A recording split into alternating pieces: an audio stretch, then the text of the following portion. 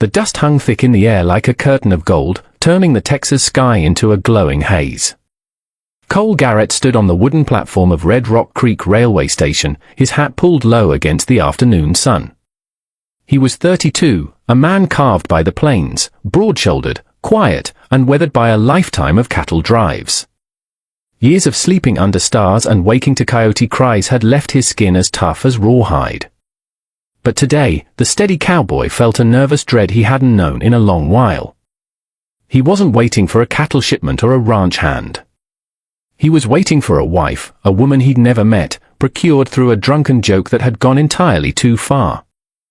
6 months ago, goaded by his ranch hands, he'd written a letter to a matchmaker in San Francisco's Chinatown, a half-serious, half-mocking request for the most quiet, obedient, and docile woman she could find.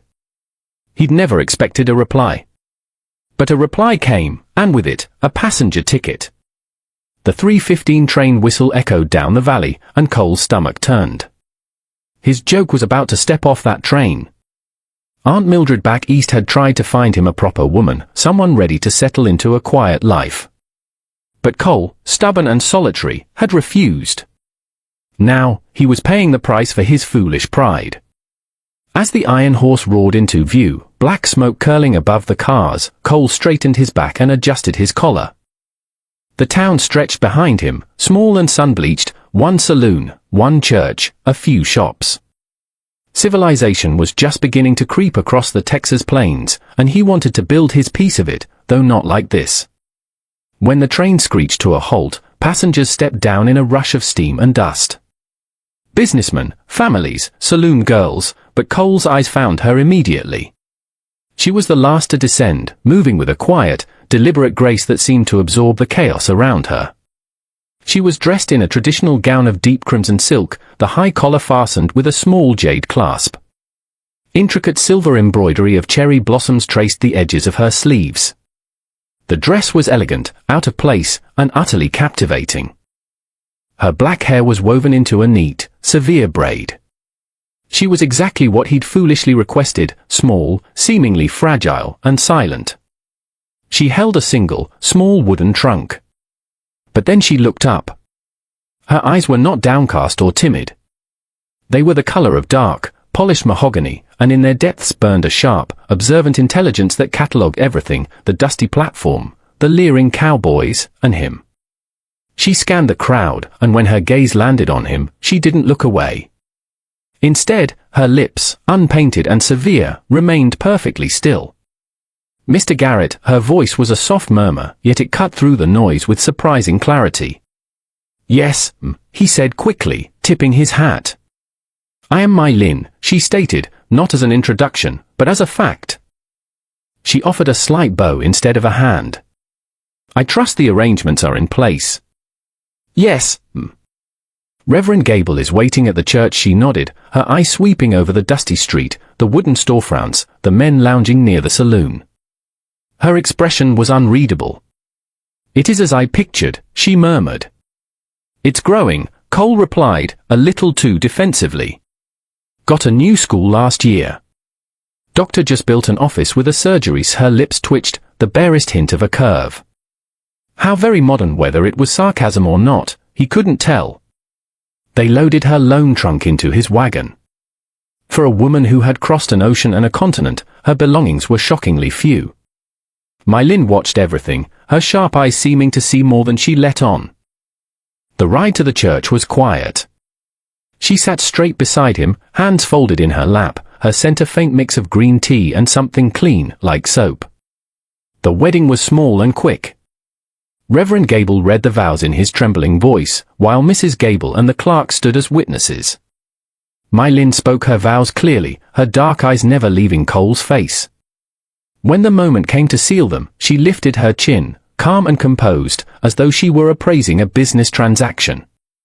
Her kiss was soft but shockingly firm, and Cole's pulse stumbled. After signing the register, Mrs. Gable handed My Lin a bundle of biscuits.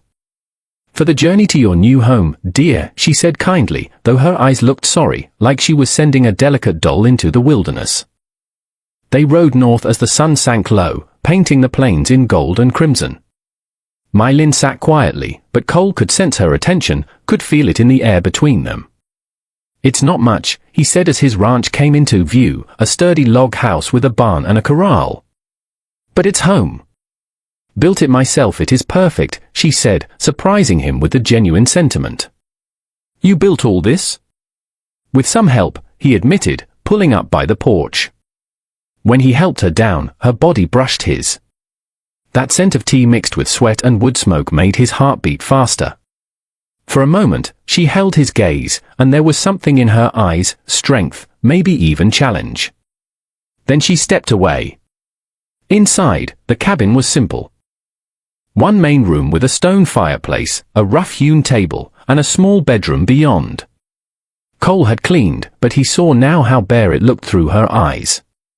"I will prepare the evening meal," she said briskly, removing a small apron from her trunk. You know how to cook." "Of course," she replied, already inspecting his supplies. Her movements were precise, efficient, less like a pampered lady and more like someone who had worked hard her entire life. Cole watched, half confused, half impressed, as she moved about the small kitchen with a silent confidence. By the time he returned from tending the horses, the smell of rice, salted pork, and wild greens filled the cabin.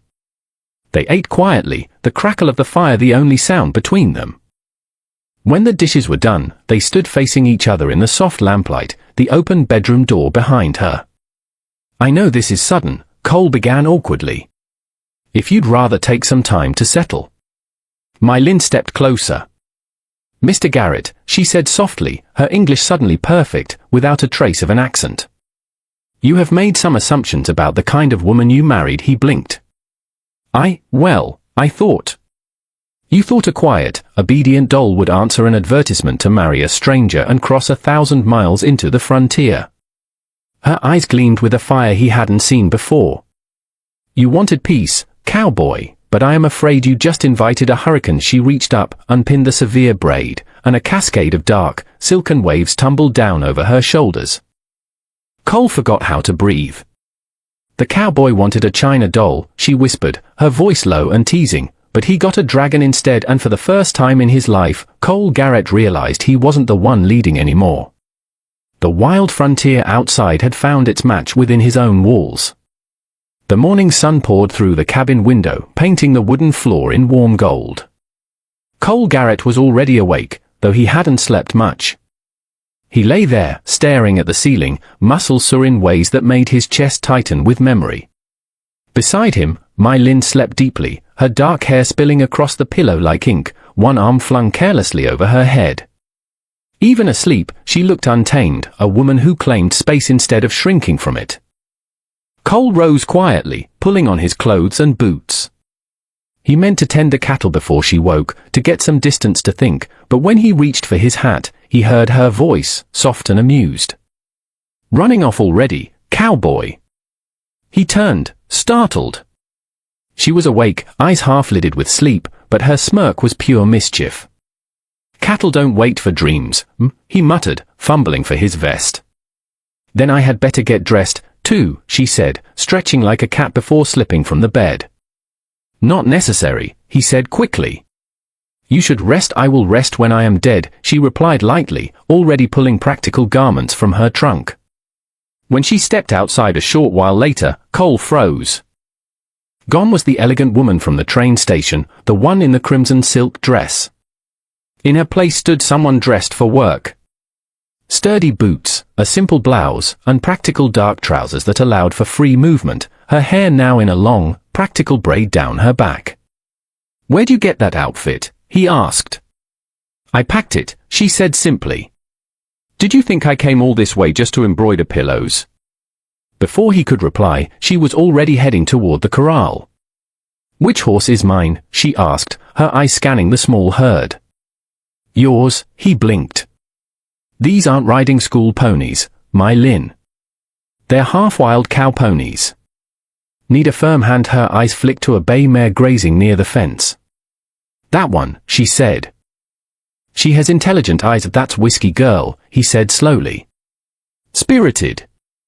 Throws most folks." "We will understand each other just fine," Mai Lin said, already climbing through the rails. Cole started forward, but she was already moving among the horses, calm and confident.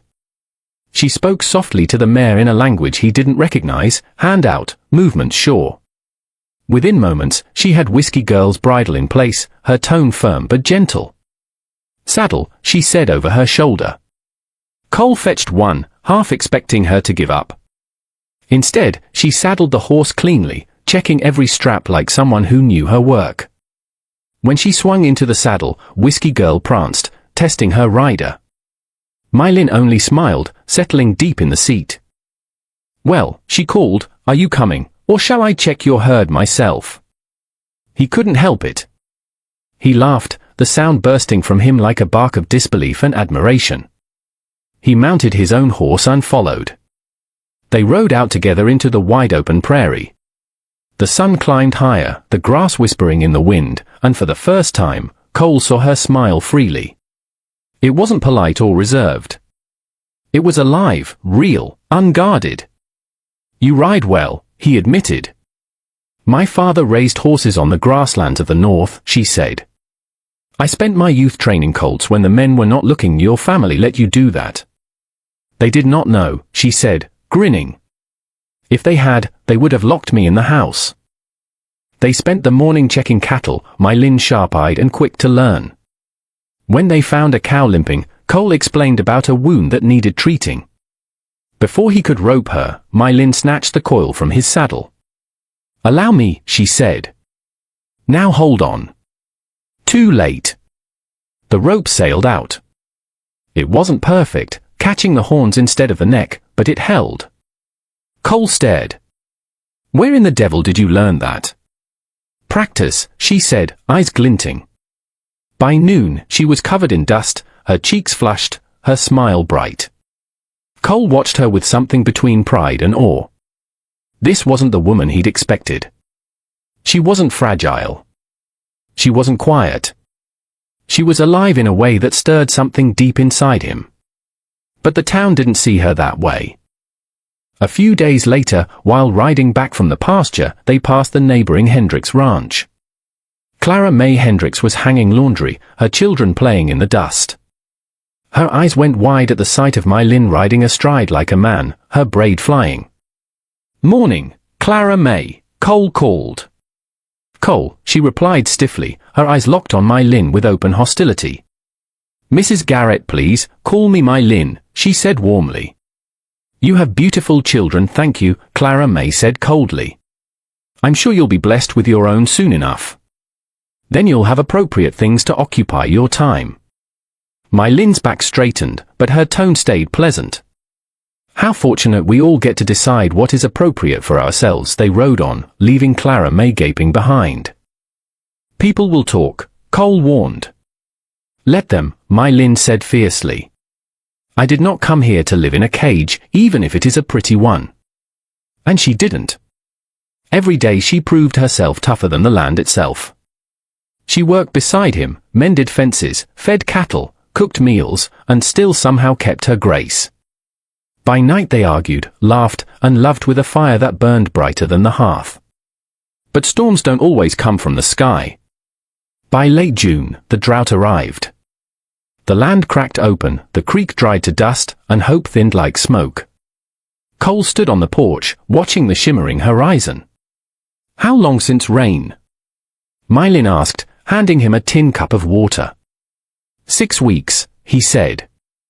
Maybe 7. She studied him, saw the worry he tried to hide. We will manage.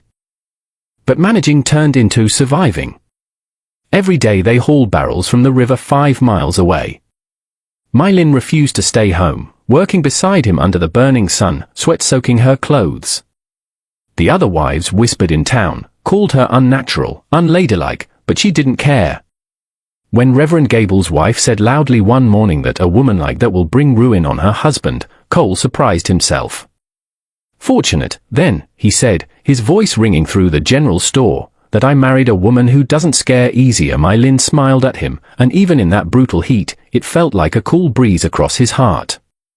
By August, the drought broke everything but them. The cattle thinned, the land turned to powder. One evening, Cole found My Lin sitting by the empty creek bed, tears streaking her dust-covered face. "It is too hard," she whispered. That calf this morning, she looked at me like she knew. He sat beside her quietly. "You could go back to San Francisco," he said gently. "No one would blame you." She turned on him, eyes blazing through the tears. "Is that what you want?" "No," he said, his voice rough. "That's not what I want." "Then do not insult me by thinking I am too weak for this life," she snapped, then softer. "I chose this. I chose you." He smiled faintly. "You sure did." That night they made plans, real plans, to sell part of the herd, to dig deeper wells, to do whatever it took. When a wealthy rancher named Silas Croft rode in, offering to buy them out for cheap, My Lin stood her ground. "We will die on this land before we sell to a man like you," she told him, her voice like ice. Croft's smile turned cruel. "We'll see about that." That night, the wind began to howl, tearing across the prairie, carrying dust and despair. Cole stood at the window, watching My Lin move about the house, her jaw set, her eyes bright with defiance even as the world outside tried to bury them. And he realized something with a sudden, deep certainty. He hadn't just married a wife. He'd married the storm. The dust storm lasted 3 days. It swallowed the horizon, turning day to dusk and breath to grit. Cole and My Lin sealed the windows with wet rags, huddling inside as the wind screamed like 1,000 ghosts outside their little home. The cattle bawled miserably in the barn, and every board of the house groaned under the storm's fury. When it finally broke, the world outside lay buried beneath a new layer of ash-colored dust, and 2 more cows were dead. Cole stood over the bodies at dawn, hollow-eyed. "Maybe Croft's right," he muttered. "Maybe it's time to sell." My Lin stood beside him, her face streaked with soot, her braid undone, but her spirit unbroken. "We are not giving up," she said fiercely. "Not now, not ever." My Lin, be reasonable. "We can't fight the weather, then we fight how we respond to it," she shot back, gripping his arm. "You built this place with your hands. We will hold it with our hearts." Her fire rekindled his own. Together they dug trenches, hauled water, and patched fences. And then one night, thunder rumbled over the dry plains. My Lin stepped onto the porch, her face tilted to the wind. The air smelled of rain. "Is that?" Cole began. A single drop hit her cheek. Then another, and then the heavens opened. Rain came down in sheets, washing away the dust, soaking their clothes until they laughed and cried all at once. She threw her arms around him, rain and tears mixing on her face. "See," she gasped. "We just had to outlast it." The drought wasn't over, but something inside them had changed. They'd proven they could survive the worst together. Months later, autumn came with golden grass and cooler winds. One morning, My Lin walked into the barn where Cole was mending a bridle. Her hands trembled slightly, but her voice was calm. "Cole," she said. "We need to talk." He straightened instantly. "What's wrong?" "I am going to have a child." For a long moment, he just stared. Then he sat heavily on a hay bale, his throat tight. "A baby," he whispered. "Ours," she said, smiling through tears. He laughed, half choked, half in awe. Then worry crept in. "You can't keep working the way you do, My Lin. It's not safe." Her eyes flashed. "I am not made of glass. I will be careful, but I will not stop living." Cole sighed. "You've got a wild streak that could break 10 horses," she grinned. "Then it is a good thing you are a cowboy." As winter came, the news spread through Red Rock Creek. Some townsfolk whispered that motherhood might finally settle My Lin Garrett. Others said she'd learned her lesson from the drought. They didn't know her at all. My Lin worked as long as she could, mending tack, helping with light chores, always refusing to be idle. Cole worried every moment, but he admired her more with each passing day. Then one February night, the blizzard struck. Cole woke to the house shaking, wind howling like a living thing. Beside him, My Lin tensed, gripping his hand. "Just the wind," he said, but she shook her head. "Cole," she gasped. "It is time." The words hit him harder than any storm. No, it's early. Pain tightened her features. Tell that to the baby. He looked out the window. The world was white, roaring, impassable. No horse could survive that ride to town. I can't get the doctor, he said helplessly. Her eyes met his, steady despite the pain. Then you will do it. He had delivered calves and foals before, but this was my Lynn. His my Lynn. His hands trembled as he boiled water, tore sheets, did everything he could remember from a lifetime of ranch work and instinct. Hours passed. The storm screamed outside while my Lynn fought her own inside. She was fierce, unyielding, even as exhaustion dragged her down. I cannot, she whispered once, eyes glassy. Yes, you can, he said, wiping her brow. You've survived worse, my Lynn. You survived me. She gave a breathless laugh before another contraction tore through her. When it ended, she looked at him, her voice faint. If something happens, you save the babies. Don't talk like that, he said fiercely, holding her hand tight. You both come through this. You hear me? The next moments blurred. A cry, small, weak, then none at all. The baby was blue, limp in his hands. No. My Lynn moaned. No. Cole's world collapsed. He rubbed the tiny back, desperate. Come on, little one. Breathe. You're your mother's child. You don't give up. A sputter, a gasp, then a cry that filled the cabin. She's alive, Cole choked out, tears cutting through the grime on his face. My Lynn, she's alive. My Lynn laughed and sobbed all at once, clutching their daughter to her chest. She is perfect, she whispered. But Cole saw the blood, the paleness in my Lynn's face. Her hand trembled as she reached for him. Cold, she murmured. He held her, terrified. Stay with me, my Lynn. Don't you dare leave me. Her name, she whispered weakly. Jade. Her name is Jade. He nodded through tears. Jade, he said.